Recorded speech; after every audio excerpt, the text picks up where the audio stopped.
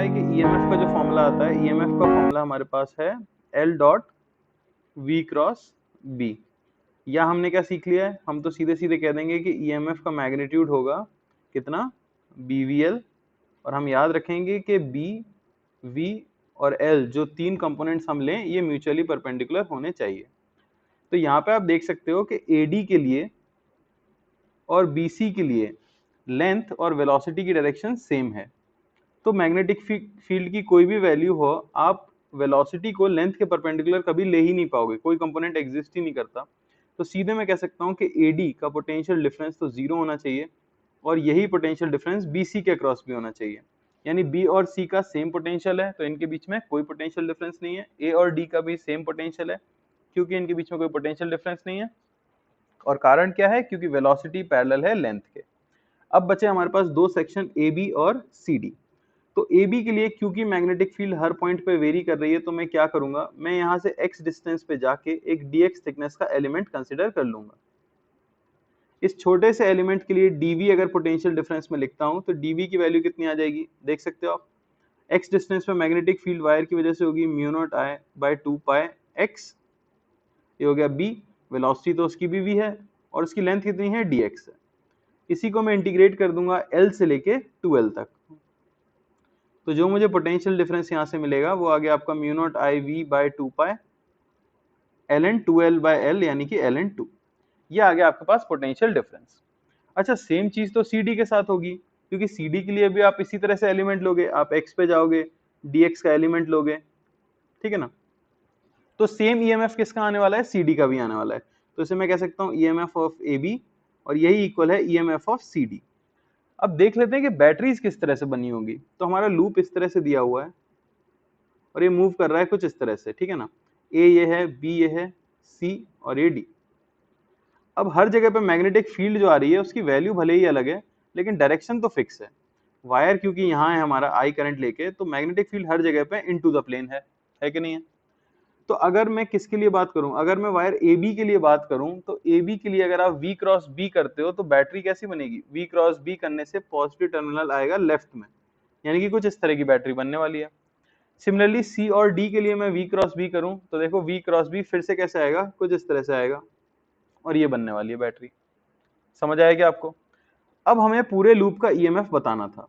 तो आप देख सकते हो बेसिकली मैं D पॉइंट से स्टार्ट करूं तो D और A तक चलने में तो कोई पोटेंशियल ड्रॉप नहीं आया, मैं लूप का बताना चाह रहा हूं। तो लूप के लिए D और A में कोई पोटेंशियल डिफरेंस नहीं है। बैटरी क्रॉस की तो माइनस E, ठीक है ना, E वोल्ट की बैटरी है, ये भी E वोल्ट की बैटरी है। B पे पहुंच गए, B से C पे गए, फिर कोई पोटेंशियल ड्रॉप नहीं आया। C से फिर D पे आएंगे तभी तो पूरा लूप कंप्लीट होगा। D पे आओगे तो देखो प्लस साइड पे आए हो आप, तो प्लस E, ये क्या आ गया भाई, 0। तो AB में ईएमएफ है, CD में ईएमएफ है, लेकिन जब पूरा लूप फॉर्म हुआ तो उनकी पोलैरिटी कैसी थी, ऑपोजिट थी, जिसकी वजह से पूरे लूप का भी ईएमएफ क्या हो गया, 0 हो गया। तो ये कारण नहीं है कि पूरे लूप का ईएमएफ हमेशा 0 होता है। पूरे लूप का ईएमएफ तब 0 होता है जब मैग्नेटिक फील्ड कांस्टेंट हो, लेकिन इस केस में मैग्नेटिक फील्ड वेरिएबल भी है, फिर भी सिमेट्री की वजह से हम कह देते हैं कि नेट ईएमएफ क्या आ गया, 0 आ गया। आपको हमेशा कैलकुलेट करके देख लेना चाहिए। क्लियर है क्या सभी को। बढ़ जाएं आगे, ठीक है ना। अगला क्वेश्चन कर लेते हैं।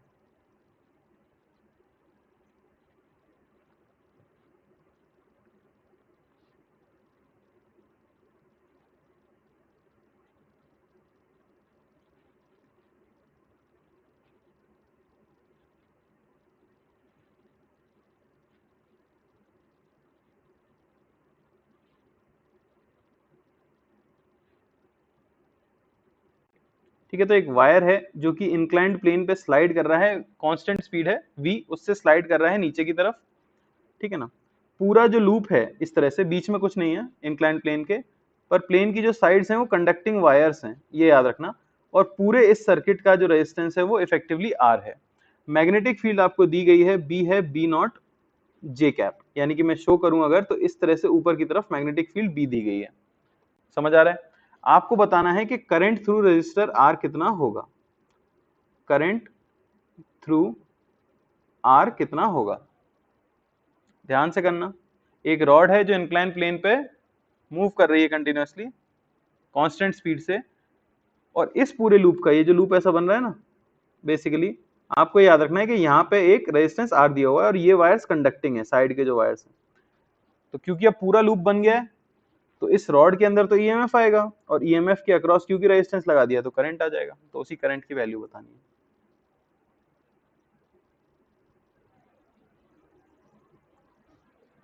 ऐसा क्वेश्चन मैंने पहले भी कराया है और मैंने आपको हिंट भी दिया है, जब भी कोई 3D डायग्राम दिया हो आपको कोशिश करनी है कि आप उसका एक 2D डायग्राम बनाओ, तो क्वेश्चन इजी लगेगा।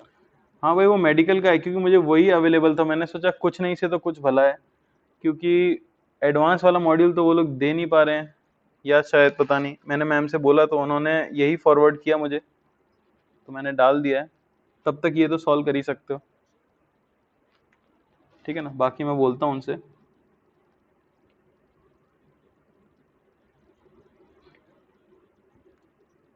तो देखो सबसे पहले हमें क्या करना होगा, इसका 2D डायग्राम बना लेते हैं। तो ये ऐसा दिखेगा कुछ, साइड से अगर आप देखोगे तो जैसा हम इंक्लाइन प्लेन जिंदगी पर देखते हैं इस तरह से मैंने बना लिया।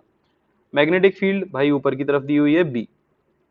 अच्छा रॉड कैसी दिखेगी, क्योंकि मैं यहाँ साइड से देख रहा हूँ तो रॉड तो अब इनटू द प्लेन चली जाएगी इस तरह से, कुछ है कि नहीं। बस अब ये आपको स्पीड दी गई है कि वो इस तरफ मूव कर रही है किसी स्पीड v से, ठीक है। लेंथ उसकी इनटू द प्लेन l है। आपको तीनों कंपोनेंट्स म्यूचुअली परपेंडिकुलर लेने होते हैं, तो आप ईएमएफ सिंपली बता देते हो BVL। ये परपेंडिकुलर जो मैं यहाँ पे लिख रहा हूँ इसका मतलब है परपेंडिकुलर कंपोनेंट्स। तो देखते हैं, लेंथ इनटू द प्लेन है, तो लेंथ तो मैग्नेटिक फील्ड और वेलोसिटी के परपेंडिकुलर हो गई, तो उसकी चिंता नहीं है। अब बात किसकी बची है, मैग्नेटिक फील्ड और वेलोसिटी की। तो देखो जरा, वेलोसिटी आपकी इस तरफ है, मैग्नेटिक फील्ड इस तरफ है, क्या ये परपेंडिकुलर है, नहीं ये परपेंडिकुलर नहीं है। तो आपको मैग्नेटिक फील्ड से परपेंडिकुलर कंपोनेंट लेना है, यानी कि कौन सी वाली स्पीड लेनी होगी, v cos थीटा, ये वाली स्पीड मुझे लेनी होगी। तो ईएमएफ मैं सिंपली बता सकता हूं कितना आ जाएगा, ये आ जाएगा BVL cos थीटा। समझ आया कि नहीं समझ आया। अब ये आ गया, उसके बाद करंट बताना तो कोई बड़ी बात है ही नहीं, सिंपली क्या हो गया BVL cos theta by R। Clear हुआ क्या,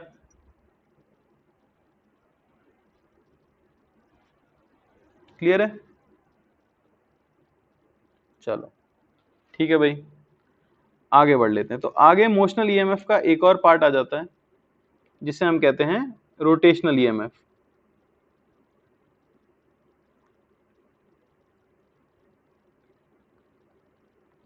ठीक है ना, रोटेशनल ईएमएफ का मतलब क्या हुआ, अभी तक कैसे ट्रांसलेशन की वजह से ईएमएफ डेवलप हुआ है एक रॉड के अंदर। अब मान लो कि हमने एक रॉड को एक मैग्नेटिक फील्ड के अंदर फिक्स कर दिया है हिंज से, हॉरिजॉन्टल प्लेन में मैंने मान लिया है, और इसे कांस्टेंट ओमेगा से हमने घुमाना शुरू कर दिया है। समझ आ रही बात।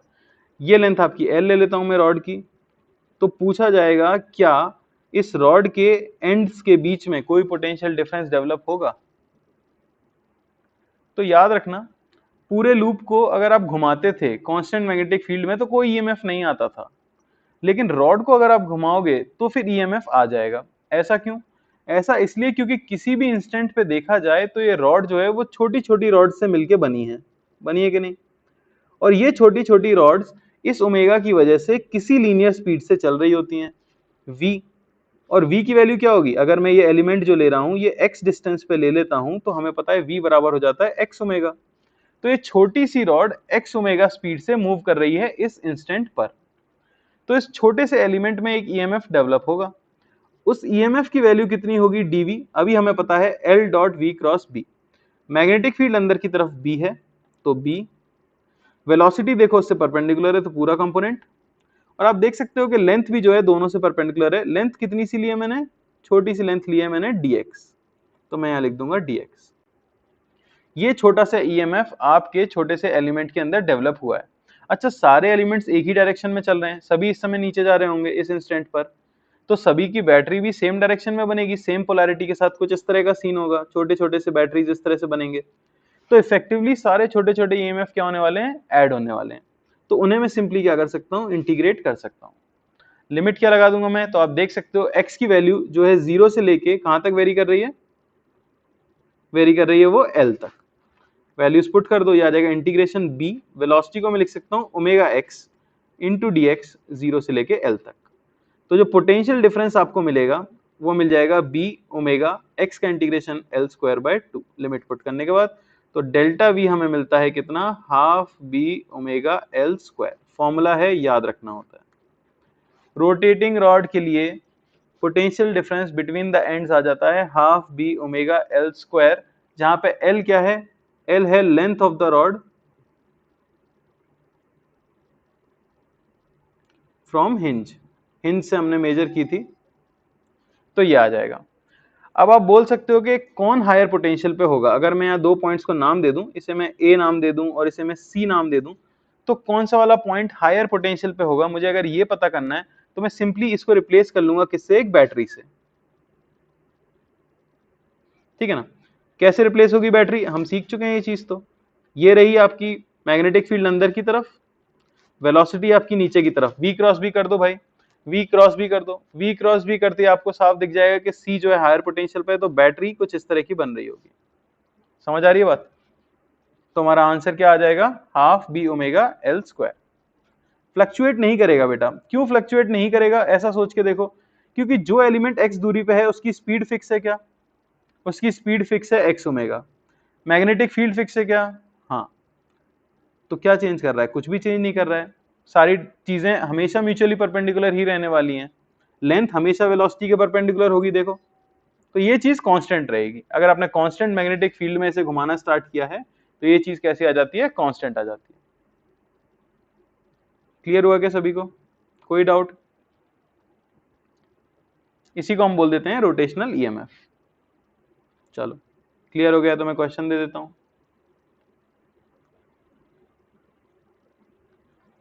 ठीक है, तो पहला क्वेश्चन,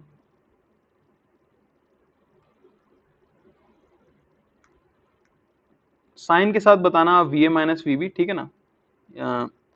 मैग्नेटिक फील्ड बी ले लेते हैं, लेंथ जो है टाइम पास के लिए 2L ले लेता हूँ सिर्फ मैं, और इसे मैं O पॉइंट बोल देता हूँ, इसे मैं P पॉइंट बोल देता हूँ। तो आप बता दो भाई, VO माइनस VP क्या होगा। घूम रही है ये चीज ओमेगा से। ठीक है ना।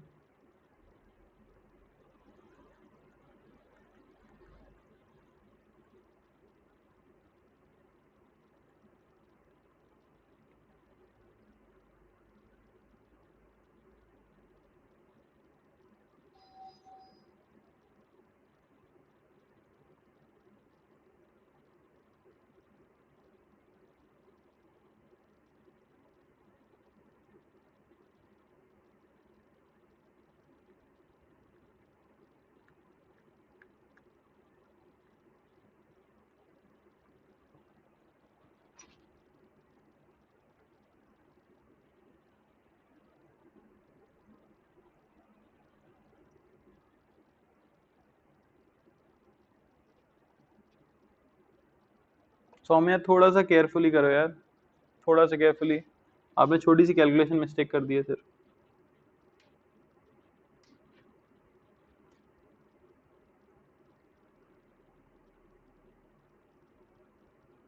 बाकी सभी लोगों का सही आ रहा है।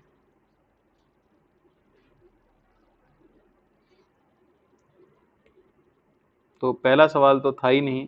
हाफ बी ओमेगा लेंथ बस 2L है का स्क्वायर, यानी कि 2B omega L square. Direction की बात करूं तो मैं V क्रॉस B कर लेता हूं, सबकी स्पीड नीचे ही आएगी। तो V की तरफ थंब, B की तरफ पॉइंट किया, बैटरी कैसी बनी भाई, बैटरी ऐसी बनी है। तो हायर पोटेंशियल पे O है, तो O आप VO माइनस VP कर रहे हो, तो ये चीज पॉजिटिव रहेगी। ठीक है ना।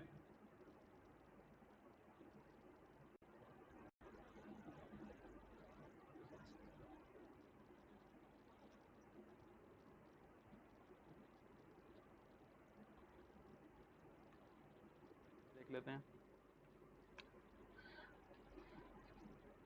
ठीक है, तो O और A का बीच का, तो ये हो गया half B omega L by 4 का स्क्वायर। ये मिल गया आपको B omega L square by 32।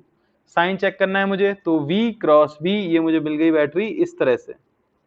तो O बड़ा है तो ये पॉजिटिव रहेगा। अच्छा, O और B के बीच का, ये तो फॉर्मूला ही है, half B omega L square. तो ये मिल गया हमें B omega L square by 2। Sign check करना है, V क्रॉस B कैसे आया भाई, इसी तरह से आया। तो फिर से O बड़ा है तो ये भी कैसा रहेगा, पॉजिटिव रहेगा। VA माइनस VB, मेन चीज ये थी, ठीक है ना। हाँ अनीश, तुम पूछ रहे हो इलेक्ट्रिक करंट चैप्टर में कलर और रेजिस्टेंस से रिलेटेड कोई पार्ट कराना बाकी है? बिल्कुल नहीं भाई, वो मैं कभी अपनी जिंदगी में नहीं पढ़ाया हूँ, ना मैं पढ़ाऊंगा।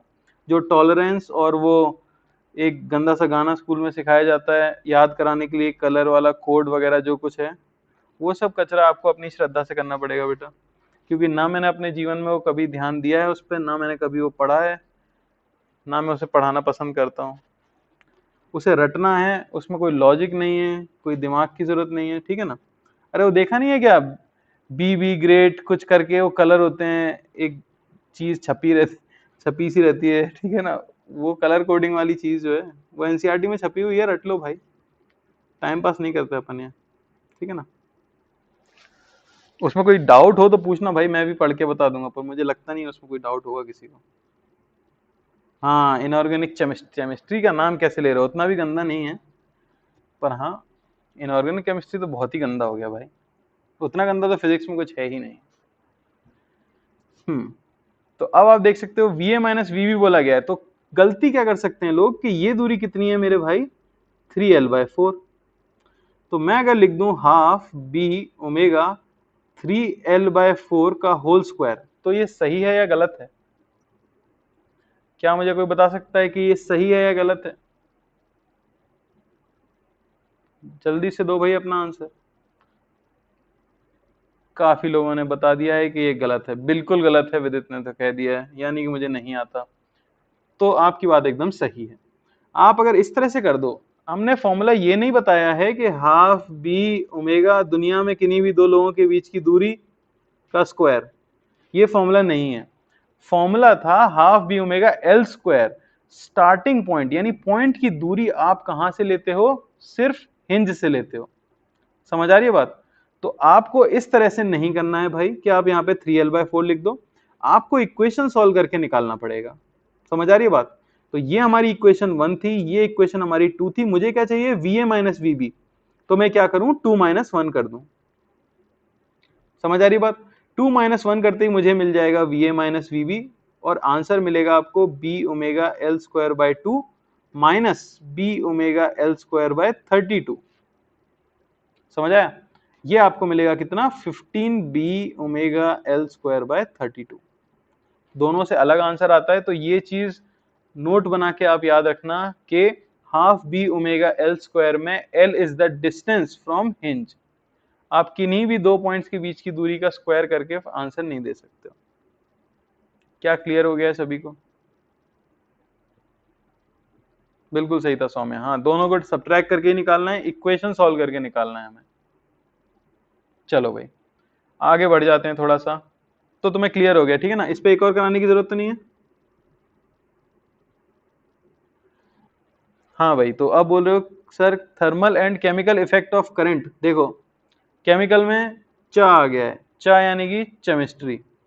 H.C. वर्मा जी, अब उनको बुक बेचनी है तो उन्होंने वो टॉपिक उसमें डाल दिया है, पर आपको सवाल नहीं मिलने वाला है, और मिलेगा भी तो वो इलेक्ट्रोकेमिस्ट्री में पढ़ा दिया गया होगा आपको, ठीक है ना। तुम चिंता मत करो मेरे भाई, मैंने कई लोगों को पढ़ाया है मैं तुम्हारा, तुम्हें कम पढ़ाना नहीं चाहूंगा यार, मैं बुरा नहीं चाहता तुम्हारा, मैं तुम्हें वो चीजें पढ़ा रहा हूँ जो इंपॉर्टेंट है, ठीक है। अपना टारगेट स्कोर करना है, ठीक है ना। ये कम है कि हम थर्मो 2 बार पढ़ते हैं, सिर्फ साइन कन्वेंशन अलग होने की वजह से आपको केमिस्ट्री में भी पढ़नी पड़ती है और फिजिक्स में भी पढ़नी पड़ती है, तो वो कम है कि अब हम फिर से पूरी इलेक्ट्रोकेमिस्ट्री भी पढ़ने लग जाए, नहीं भाई, ठीक है ना। हाँ वो सब मैं बताऊंगा सेमीकंडक्टर के बाद, कुछ इंस्ट्रूमेंट्स हैं जो काम आ जाते हैं, ठीक है ना, अपने जैसे थर्मोस्टेट आता है, वो सब चीजें हम पढ़ेंगे, ठीक है। मैंने इनऑर्गेनिक भाई जेई की 1 महीने पहले पढ़ी थी, बस जितनी मुझसे हो पाई, और नहीं हो पाई मैं यही कहूंगा, क्योंकि उतनी घटिया चीज पढ़ने की मेरी श्रद्धा नहीं थी। ऑर्गेनिक मैंने पूरी छाप ली थी, मतलब रट ली थी भयंकर तरीके से, समझ ली थी, रटना तो नहीं होता उसे, समझ सकते हैं। बाकी बस फिजिकल तो सब कर ही लेते हैं। चलो आगे बढ़ लेते हैं। तो अब है आपका सवाल ये कि मैंने ले लिया है एक सेमी सर्कुलर वायर और यहां लगा दिया है हिंज, और ये रही मैग्नेटिक फील्ड। ये घूमा भाई ओमेगा से, ये एक सर्कल का पार्ट है जिसकी रेडियस थी r, ये पॉइंट है o, ये पॉइंट है a, आपको बताना है va माइनस vo की वैल्यू कितनी है। कौन सबसे पहले देगा भाई जवाब?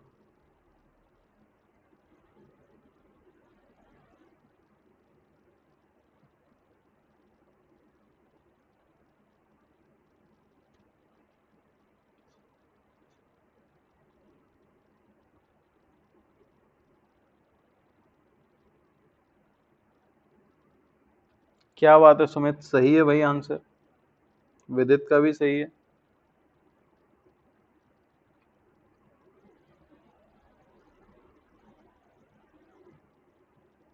सौम्या क्या बात है।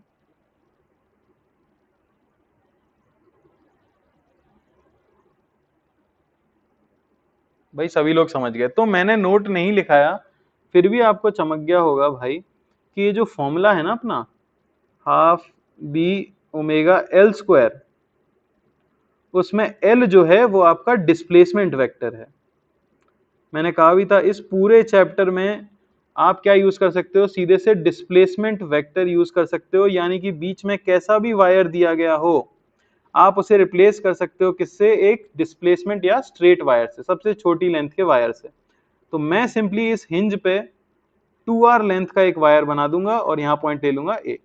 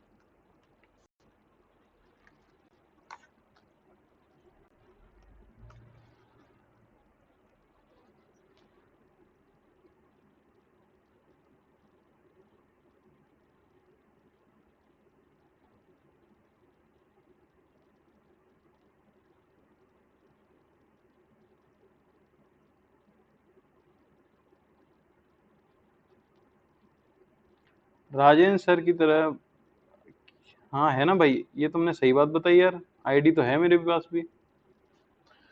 उनका क्लास कट नहीं होता यार, वो आदमी की मैं क्या बताऊं, अत्यंत टैलेंट है उस आदमी के पास।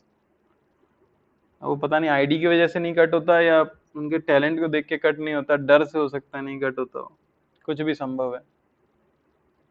मैं तो ये कहता हूँ कि कोचिंग को क्यों नहीं प्रोवाइड करना चाहिए ये जूम भाई, मतलब वो भी हम ही खरीदें, इतना तो कर सकते हैं ना यार। ठीक है, अब चाइना नहीं, चाइना का भी नहीं है ये तो, पता नहीं क्या दिक्कत है।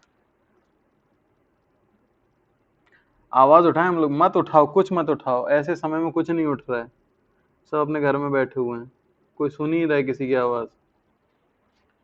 तो मैं ये कह रहा था कि जब भी आपको ऐसा आड़ा टेढ़ा वायर दिया गया हो, आप समझ गए हो कि हम हमेशा क्या यूज करने वाले हैं, डिस्प्लेसमेंट वायर यूज करने वाले हैं, यानी कि शॉर्टेस्ट डिस्टेंस का वायर यूज करने वाले हैं। तो मैंने इस सेमी सर्कुलर वायर को 2r रेडियस के वायर से रिप्लेस कर दिया, 2r लेंथ के वायर से रिप्लेस कर दिया। अब ये घूम रहा है भाई ओमेगा से, मैग्नेटिक फील्ड अंदर है, सीधे मैं कह सकता हूँ पोटेंशियल डिफरेंस आएगा हाफ बी ओमेगा 2r का whole square, half B omega 2r का होल स्क्वायर, यानी कि हमें मिल गया 2b ओमेगा r स्क्वायर। और अगर आप बैटरी बनाओगे तो देखो सभी लोग नीचे जा रहे हैं, v क्रॉस b कौन बड़ा है भाई, a बड़ा है, क्योंकि a बड़ा है इसका मतलब ये चीज पॉजिटिव आएगी। क्या आपको क्लियर हुआ? क्लियर हुआ? तो नोट बना के हम यहाँ लिख भी लेते हैं सीधे सीधे से कि ये आपका हिंज हो, अगर ऐसा अजीब सा वायर हो आपका, ये पॉइंट P हो, ये पॉइंट O हो, और ये डिस्टेंस हो L, ठीक है ना, घूम रहा है ये चीज ओमेगा से, तो इसे रिप्लेस करके आप बना दें इस तरह से। क्लियर है कि नहीं, है ना? मैग्नेटिक मोमेंट बाय क्यू, ये फॉर्मूला बहुत देखा है क्वेश्चंस में। हाँ, ये फॉर्मूला बहुत इंपॉर्टेंट भी है भाई, पर आपने समय से पहले पूछ लिया मुझसे। ये अपना तभी आएगा किसके अंदर, क्लासिकल मैग्नेटिज्म में। मैग्नेटिक मोमेंट वहां हम निकालेंगे ना, रॉड का निकालेंगे, रिंग का निकालेंगे, तो वहां काम आएगा ये। मैं तो सरप्राइज देने वाला था पर तुमने खराब कर दिया। चलो, तो नोट समझ आ रहा है आपको? क्या याद रखना है कि भाई पोटेंशियल डिफरेंस का फॉर्मूला हो जाएगा half B omega L square, और एल है आपका डिस्प्लेसमेंट बिटवीन पॉइंट्स, ठीक है ना? हाँ, तो अभिनव पूछ रहे हैं क्लासिक मैग्नेटिज्म है क्या चीज? तो क्लासिकल मैग्नेटिज्म चीज है जिसमें हम पढ़ते हैं बार मैग्नेट के बारे में, जिसमें हम पढ़ते हैं पृथ्वी के मैग्नेटिज्म के बारे में, जिसमें हम पढ़ते हैं अलग अलग कंपास के बारे में, ठीक है ना, वो सब पढ़ना होता है हमें। ट्रांसफार्मर के बारे में पढ़ते हैं हम, वो एसी के बाद पढ़ेंगे खैर। और यही पढ़ते हैं मैग्नेटिक मोमेंट्स कैसे कैलकुलेट किए जाएं, अलग अलग चीजों के। अभी तो हमने सिर्फ लूप का निकालना सीखा है, ठीक है ना। 11th के कुछ टॉपिक्स, बेटा 11th तो पूरा मैकेनिक्स है, फिर भी अगर आप इंपॉर्टेंट टॉपिक्स जानना चाहते हो तो इंपॉर्टेंट टॉपिक्स होंगे आपके स्ट्रिंग वेव, साउंड वेव, वो अभी हुआ नहीं है। एसएचएम, फ्लूइड मैकेनिक्स, जिसमें सरफेस टेंशन, विस्कोसिटी, इलास्टिसिटी, ये काफी इंपॉर्टेंट है, ठीक है ना। उसके बाद वर्क, पावर, एनर्जी अगर आपको चैप्टर आता है तो फिर तो मैकेनिक्स तो अब अलग अलग से क्या बोला जाए, मैकेनिक्स तो पूरी एक ही चीज है, तो या तो आती है या तो नहीं आती है। मैकेनिक्स आने के लिए आपको सेंटर ऑफ मास आना चाहिए और वर्क, पावर, एनर्जी आना चाहिए। अगर ये दो चैप्टर अच्छे से आते हैं तो फिर मैकेनिक्स आ जाती है, ठीक है ना। कोई चैप्टर ऐसा है नहीं 11th में जो कटा हुआ हो एकदम बाकी सबसे। हाँ, मैं कहूंगा कि अगर आपको नहीं चमक रहा है तो आप थर्मो जैसी चीज को छोड़ सकते हो, क्योंकि उसमें एक आध ही क्वेश्चन आता है, छोड़ा जा सकता है। जिसमें कैलोरीमेट्री सबको आता ही है, थर्मल एक्सपेंशन सबको आता ही है, हीट ट्रांसफर भी सब सीख ही लेते हैं, ठीक है ना। तो मेनली जो लॉज ऑफ थर्मोडायनेमिक्स है, अगर आपको उसमें डिफिकल्टी होती है तो ज्यादा लोड मत लो, मैं कहूंगा उतना टाइम उसके छोटे छोटे टॉपिक्स में लगा दो, तो वो ज्यादा आपको रिजल्ट दे देगा, ठीक है ना। चलो, सवाल कर लेते हैं इसी के ऊपर।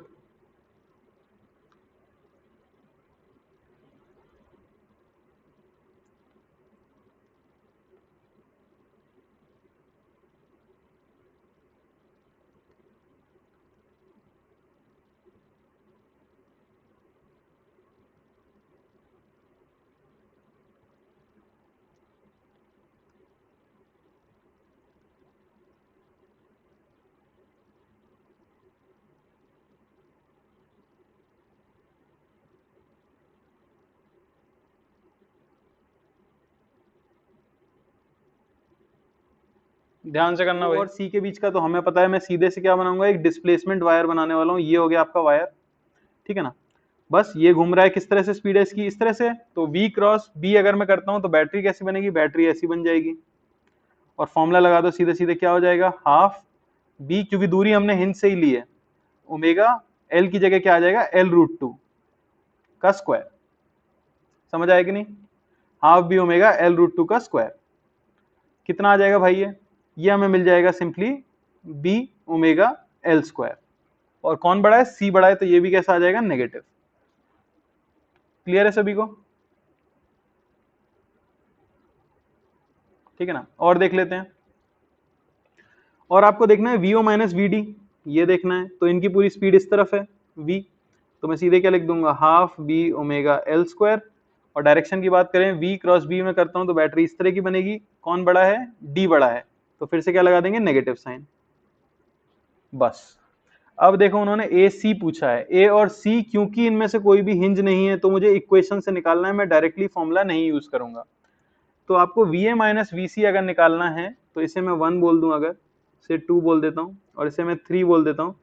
तो VA माइनस VC लाने के लिए मैं क्या कर दूंगा, 2 - 1, 2 - 1, ठीक है ना। तो ये आपको मिल गया कितना, ये मिल गया minus B omega L square minus minus half B omega L square, तो ये आपको मिल गया कितना, minus half B omega L square. Clear हुआ क्या सभी को? और अब फाइनली हमें क्या चाहिए, VC माइनस VD चाहिए। तो C और D फिर इनमें से कोई हिंज नहीं है, तो मुझे इक्वेशन से निकालना पड़ेगा। तो VC माइनस VD लेके आने के लिए क्या करना चाहिए आपको, VC माइनस VD लेके आना है तो 3 माइनस 2 कर दो, तो ये हो गया minus half B omega L square minus minus B omega L square, तो ये मिल गया हमें कितना, half B omega L square, VC minus VD। I hope सभी लोगों का क्लियर हुआ हो और सही हुआ हो। किसी को कोई डाउट है इसमें? कोई डाउट किसी को, या आगे बढ़ जाएं?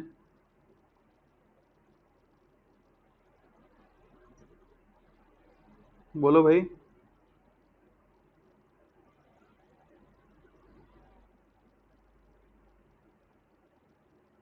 चलो तो एक क्वेश्चन कर लेते हैं, हालांकि ये हम अर्थ्स मैग्नेटिज्म में फिर से करेंगे, पर अभी मैं करा दे रहा हूं ऐसे ही,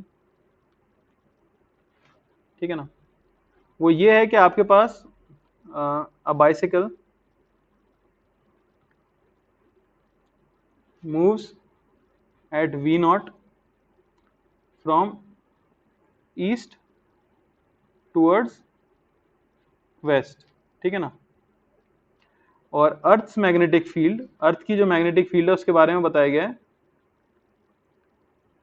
B नॉट, ठीक है ना, is from south to north and makes an angle of 37 degree with vertical, ठीक है ना। तो आपको बताना है potential difference between the rim and axle of the wheel, जो आपकी साइकिल का पहिया होगा उसके बीच में आपको बताना है, और length of spokes is L, ठीक है। तो सभी ने साइकिल देखी होगी, तो एक्सल किसे बोल देते हैं, एक्सल हो जाता है जहां पे आपका पहिया जॉइंट रहता है पूरी साइकिल से, ठीक है ना। मैं आपको अगर बता दूं, अगर किसी को लैंग्वेज में कंफ्यूजन हो रहा है, तो ये आउटर साइड पे जो चीजें आपको दिख रही है इसे रिम बोलते हैं, ठीक है। जो बीच में रहता है जिससे साइकिल कनेक्टेड रहती है उसको आप बोलते हो एक्सल, और जो इस तरह छोटे छोटे से वायर लगे होते हैं जो कि इसको मेंटेन करके रखते हैं, इन्हें बोलते हैं हम स्पोक्स। ट्राई करो जरा।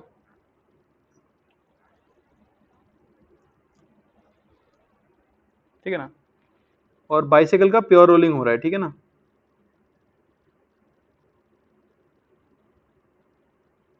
प्योर रोलिंग,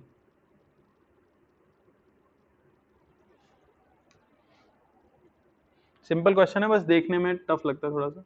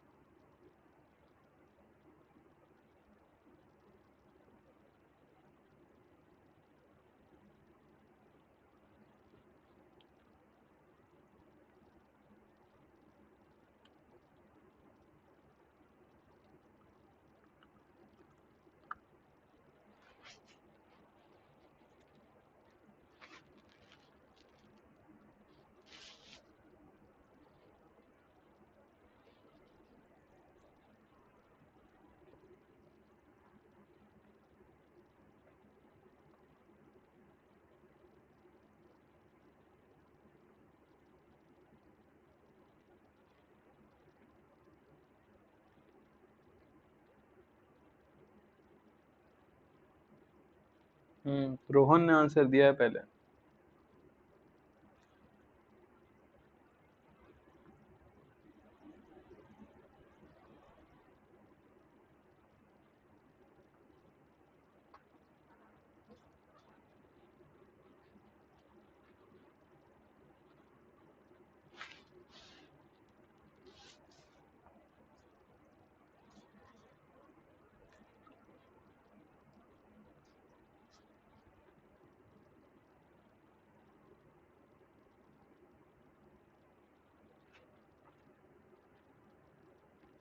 हाँ विदित, ऐसा ही कुछ आ रहा है भाई।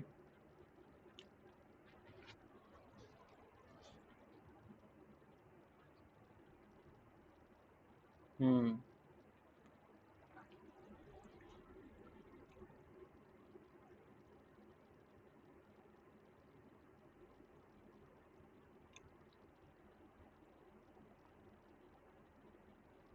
जरा ध्यान से देखो, देखो तो आपका व्हील प्योर रोलिंग कर रहा है, यहाँ पे ऐसा बोला गया है, ठीक है ना। तो सारे स्पोक्स इस तरह से गोल गोल घूम रहे हैं।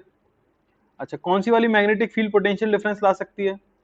जो अंदर की तरफ मैग्नेटिक फील्ड हो। अब ऐसा इमेजिन करो, देखो ये नॉर्थ ईस्ट वेस्ट साउथ है। आपका साइकिल का व्हील किधर जा रहा है? तो आपका साइकिल का व्हील जो जा रहा है वो ईस्ट से वेस्ट की तरफ जा रहा है, इस तरह से। और मैग्नेटिक फील्ड कैसे है? साउथ से नॉर्थ की तरफ है, लेकिन वर्टिकल से कुछ एंगल बनाते हुए है कि नहीं? तो अगर मैं इस तरह से ड्रॉ करूं ना, देखो ये मैंने एक प्लेन ड्रॉ किया है, समझ आ रही बात? जहां ये आपका हॉरिजॉन्टल है और ये आपका वर्टिकल है।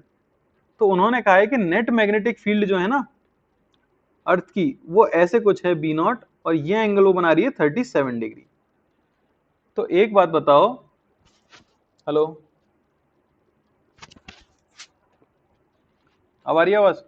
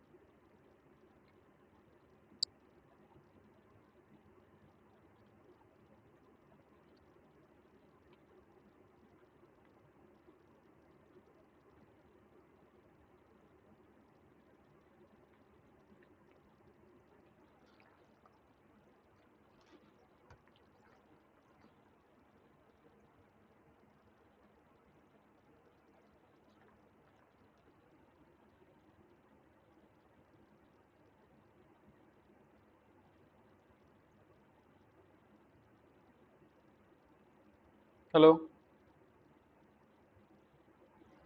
आवाज आ रही है क्या सभी को? हेलो,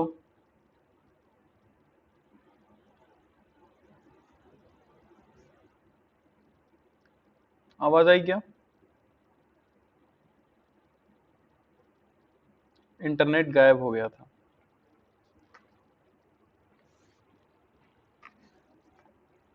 हम्म। चलो, तो मैं ऐसा आपको बता रहा था कि अर्थ की जो मैग्नेटिक फील्ड है, उन्होंने बताया है कि वो वर्टिकल के साथ कितना एंगल बना रही है, 37 डिग्री बना रही है। अच्छा एक बात बताओ, हमारा व्हील इस तरह से मूव कर रहा है, तो इसके लिए वर्टिकल डायरेक्शन कौन सी है? ये वाली। और हॉरिजॉन्टल डायरेक्शन कौन सी है? इनटू द प्लेन वाली। क्यों? क्योंकि ये जो डायरेक्शन है ना, ये इस तरह से है, ये आपका साउथ से नॉर्थ की तरफ बताया गया है, और आपका जो व्हील है इससे परपेंडिकुलर मूव कर रहा है हॉरिजॉन्टल प्लेन में। तो मैग्नेटिक फील्ड अंदर वाली जो होगी वो कौन सी वाली होगी? हॉरिजॉन्टल वाली फील्ड होगी। ये क्लियर हो रहा है कि नहीं हो रहा है?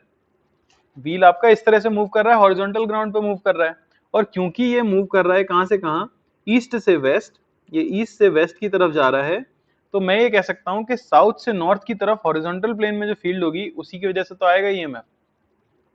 अच्छा, अगर सभी के बीच का, सारे स्पोक्स का पोटेंशियल डिफरेंस इस तरह से ई आ जाए, तो रिम का और एक्सेल के बीच का डिफरेंस क्या आएगा? ई ही तो आएगा। आप कहीं से भी चल के देख लो, एक बैटरी क्रॉस कर रहे हो, सिर्फ किसी भी रास्ते से जाओगे, पोटेंशियल डिफरेंस क्या आएगा? ई आएगा। तो बेसिकली आपको क्या बताना था? एक स्पोक का पोटेंशियल डिफरेंस बताना था, किसी भी एक स्पोक के एंड्स के बीच का पोटेंशियल डिफरेंस।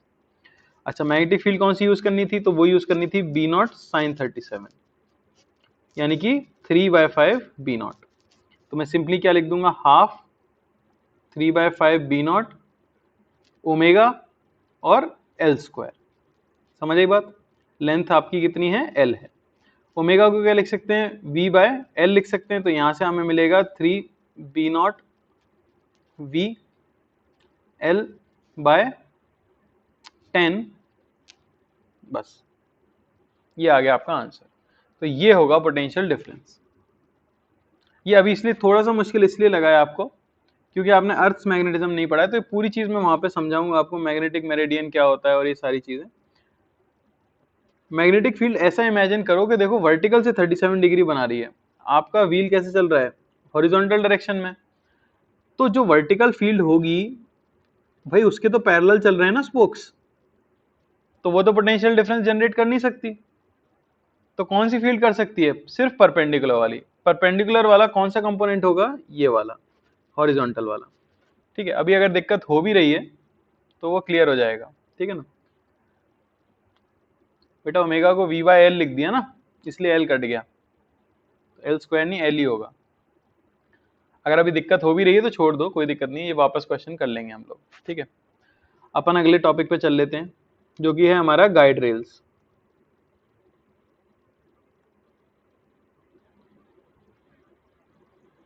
ठीक है ना। तो अब गाइड रेल्स एक इंपॉर्टेंट कॉन्सेप्ट है, इसके ऊपर जो क्वेश्चन आएंगे वो थोड़े इंपॉर्टेंट है। कैसे, देखो, तो गाइड रेल का मीनिंग सिंपली ये है कि ऐसे दो रेल ट्रैक्स, ऐसे दो कंडक्टिंग ट्रैक्स जिनके ऊपर की हम अपनी रॉड को लाके रखेंगे और वो इसे मूव करने में गाइड करने वाले हैं, सिर्फ ऐसा है और कुछ नहीं है, ठीक है ना। अब मान लो आपने गाइड रेल्स का ये सेटअप ले रखा है इस तरह से,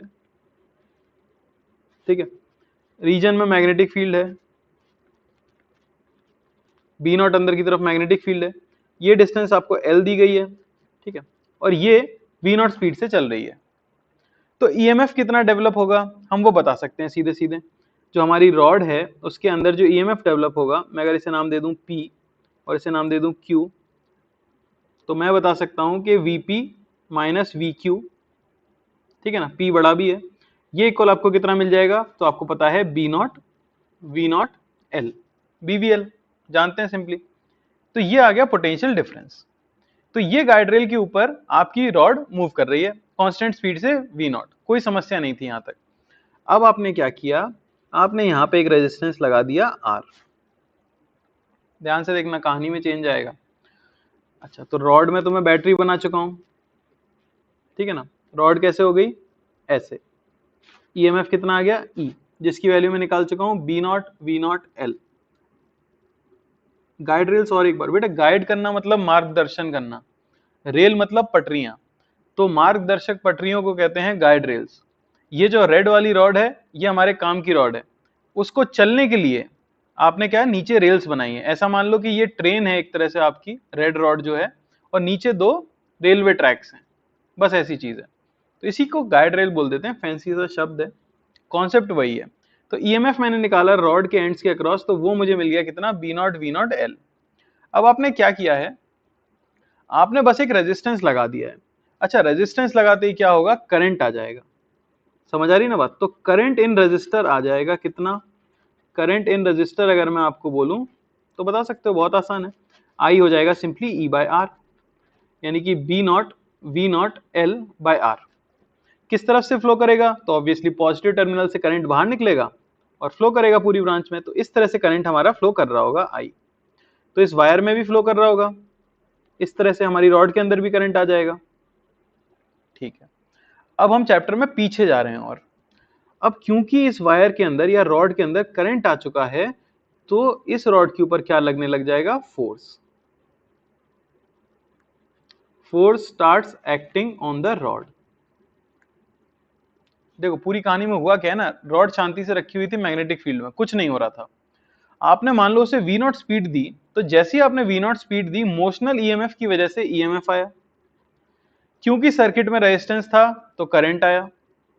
अब क्योंकि कंडक्टर में करंट कैरिंग वायर जैसा काम कर रहा है ये, तो आपको पता है मैग्नेटिक फील्ड के अंदर अगर करंट कैरिंग वायर मूव कर रहा हो तो उसके ऊपर फोर्स भी लगता है, बिल्कुल सही, आई एल क्रॉस बी से। तो इसके ऊपर फोर्स भी लगेगा, कितना फोर्स लग जाएगा, तो वो हो जाएगा आई एल क्रॉस बी, तो L into B into sine 90 degree, क्योंकि एंगल लेंथ और मैग्नेटिक फील्ड के बीच का कितना है, 90 डिग्री है। तो बी आई एल आपका फोर्स लग रहा होगा। तो ये हो गया, बी की वैल्यू पुट कर देता हूँ, बी नॉट, आई की value B naught V naught L by R और इंटू एल। ये आपके पास फोर्स आ गया। अच्छा, इस फोर्स की डायरेक्शन क्या होगी, जरा देख के फटाफट बताओ। कंडक्टर में करंट की डायरेक्शन दी गई है, मैग्नेटिक फील्ड की डायरेक्शन दी गई है, फॉर्मूला है I L cross B. Force किधर लग रहा होगा, एल की तरफ थंब, बी की तरफ पॉइंट करोगे, फोर्स किधर आया। अरे जल्दी लिखो, सो गए क्या, थोड़ा इंटरेक्ट किया करो भाई, तो थोड़ा अच्छा लगता है, ठीक है ना। किधर आ गया भाई, लेफ्ट। अब देखो, क्योंकि इसके ऊपर लेफ्ट में फोर्स आ गया है तो इसका रिटार्डेशन शुरू हो जाएगा, इसकी स्पीड घटेगी, इसकी स्पीड घटेगी तो आप देख सकते हो ईएमएफ घटेगा, ईएमएफ घटेगा तो आप देख सकते हो करंट घटेगा। देख रहे हो ना, स्पीड घटी तो ईएमएफ घटा, ईएमएफ घटा तो करंट घटा, करंट घटा तो फोर्स घटा, तो एक्सेलरेशन भी घटा। तो हम ये कह सकते हैं कि अगर हमने कांस्टेंट स्पीड से रॉड को फेंक दिया था आगे, तो वो जीवन भर कांस्टेंट स्पीड से नहीं चलेगी, उसकी स्पीड क्या होगी, समय के साथ घट रही होगी। और क्यों घट रही है इसका कारण समझ आया, मोशनल ईएमएफ की वजह से ईएमएफ आया था, उस ईएमएफ की वजह से करंट आया था, और करंट क्योंकि मैग्नेटिक फील्ड में करंट कैरिंग वायर मूव कर रहा है, इसकी वजह से फोर्स आया था, उस फोर्स की वजह से रिटार्डेशन आया है, इसकी वजह से वेलोसिटी क्या होगी, चेंज होगी। तो इसमें जो हमें याद रखना होता है वो रखना होता है velocity as a function of time. समझ आई बात। आपको क्वेश्चन में पूछा जाएगा कि रॉड की वेलोसिटी क्या होगी as a function of time, तो अब मैं वही कैलकुलेट करने वाला हूं, और वो करना बड़ा आसान है। रॉड का मास m ले लेता हूं मैं। तो देखो रॉड की स्थिति क्या है, t इज इक्वल टू 0 पर रॉड की स्पीड है v नॉट, ठीक है ना, मास है इसका m, और इस पे पीछे की तरफ फोर्स लग चुका है F। समझ आ रही बात, ठीक है।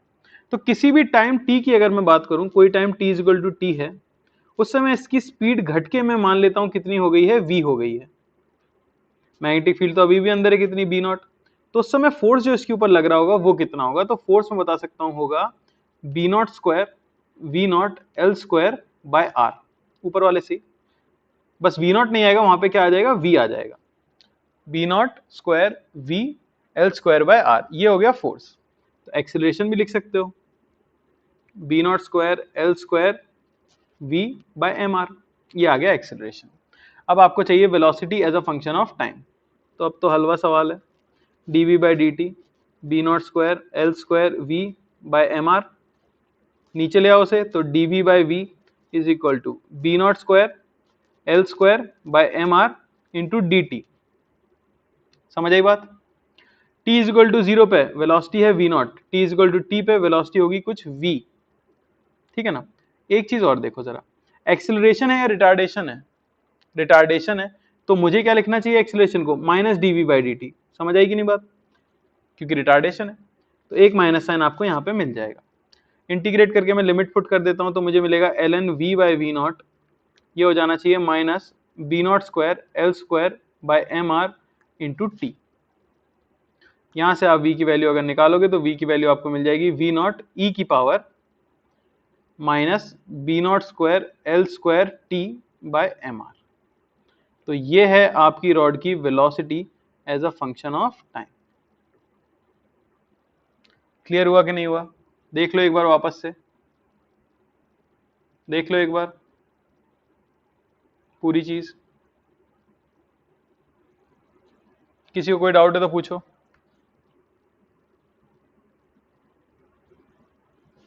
कोई डाउट किसी को। मैंने बस क्या किया है, पूरी कहानी में फोर्स आ गया है क्योंकि, ठीक है ना, तो फोर्स की वजह से रिटार्डेशन लिखा, रिटार्डेशन की वजह से मैंने वेलोसिटी लिखी है। तो आप देख सकते हो टी इक्वल टू इन्फिनिटी पे जाके रॉड रुकेगी, ठीक है ना, उससे पहले रॉड नहीं रुकने वाली है। ये हमारा रिजल्ट आ जाता है। क्लियर है क्या सभी को।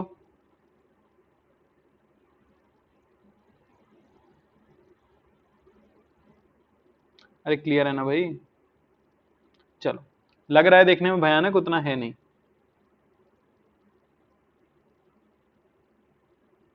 ज्यादा जूम हो गया। चलो क्वेश्चन कर लो एक।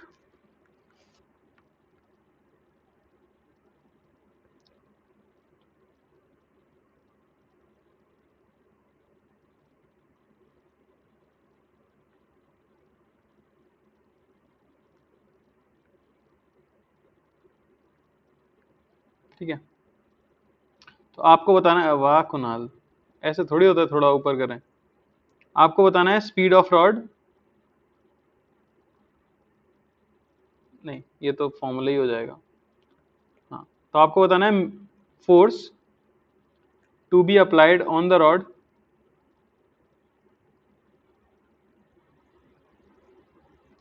so that it moves with constant speed।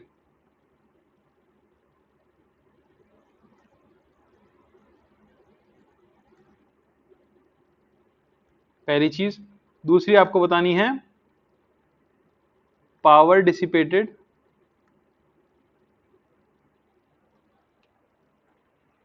ठीक है ना, as a function of time in register.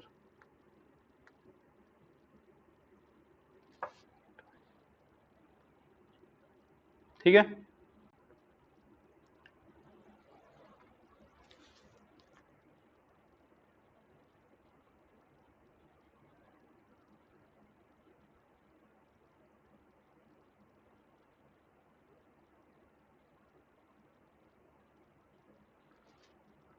ऊपर देख लो भाई कुणाल, हमने इंटीग्रेशन किया है बस, क्योंकि वायर में करंट आ गया था तो उसकी वजह से फोर्स लगा था। ठीक है ना, उस फोर्स की वजह से हमने इंटीग्रेट किया और ये velocity of rod as a function of time हमारे पास आ गई थी। बताओ भाई।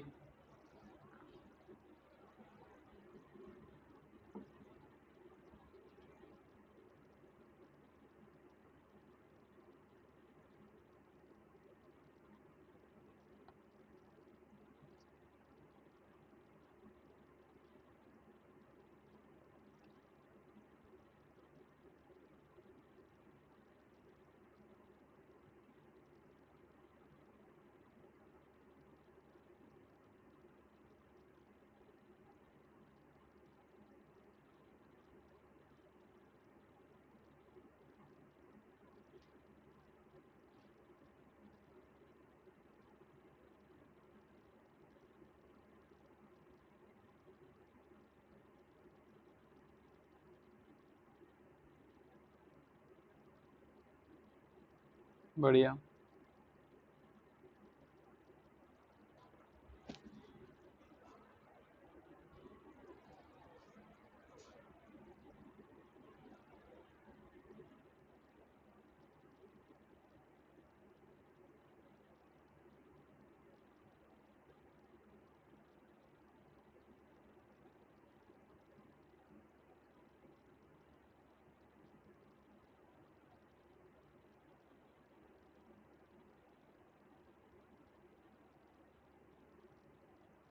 रिजॉइन नहीं करना है भाई, अरे रिजॉइन करना है मतलब।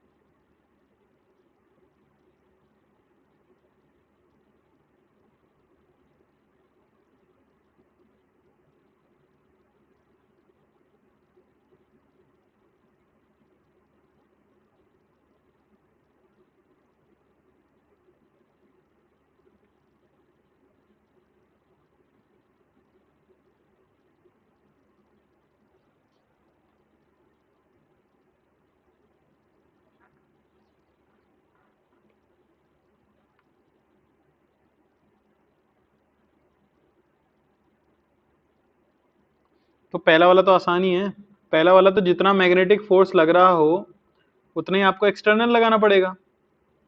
तो मैग्नेटिक फोर्स कितना होता है, तो वो होता है आपका BIL। अच्छा आई कितना होता है, तो वो हो जाएगा B, जो भी EMF आएगा अपॉन रेजिस्टेंस, है कि नहीं। तो ये होगा फोर्स। EMF कितना होता है, तो EMF होता है आपका BVL। तो फोर्स हो गया हमारा कितना, B इंटू देखो EMF हो गया B V naught L, constant speed से चल रहा है, L बाय R, तो ये हो गया B square V naught L square by R।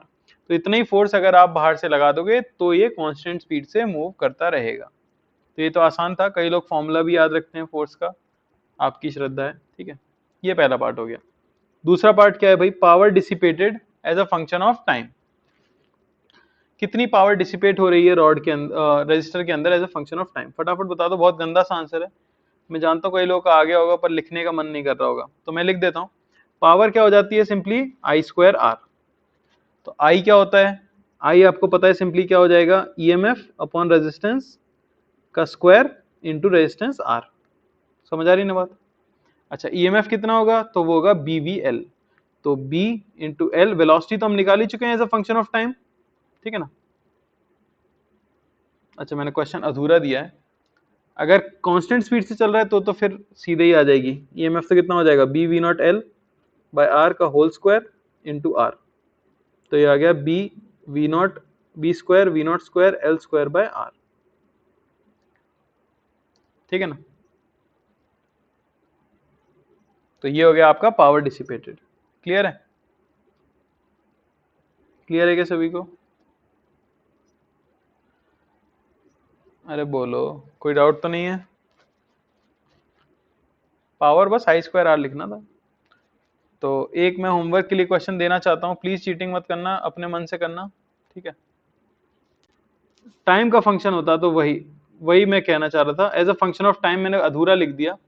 Question था find the power dissipated as a function of time if external force is not used, external force is not used, ठीक है ना। तो अब आप बता सकते हो, अब आपको वेलोसिटी की जगह बस क्या लिखना होगा, velocity as a function of time. अरे मंटू रुक जाओ, थैंक यू बोल दिया तुमने इतनी जल्दी। तो अब EMF क्या हो जाएगा, तो वो हो जाएगा B L, वेलोसिटी की जगह बस V नॉट E की पावर माइनस क्या आया था हमारे पास, B naught square L square T by MR